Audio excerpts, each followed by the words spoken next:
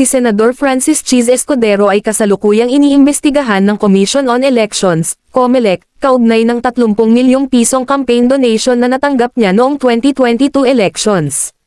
Ayon sa COMELEC, hindi pa siya inaabsuelto o nalilinis mula sa isyu.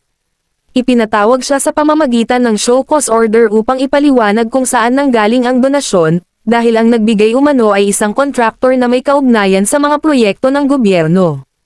Batay sa Section 95 ng Omnibus Election Code, bawal tumanggap ng donasyon mula sa mga tao o kumpanyang may kontrata sa gobyerno. Paliwanag naman ng kampo ni Escudero, ang pera raw ay mula sa personal na pondo ng donor at hindi galing sa kanyang negosyo. Idinagdag pa nila na maayos itong na-i-declare sa Statement of Contributions and Expenditures, SOCE. Sinabi ng COMELEC na naisumite na ni Escudero ang kanyang affidavit at position paper, kaya't kumpleto na ang mga dokumentong kailangan para magdesisyon ang Political Finance and Affairs Department. Gayunman, hanggang ngayon ay wala pang pinal na desisyon ang COMELEC, kaya nananatiling nakabinbin ang kaso.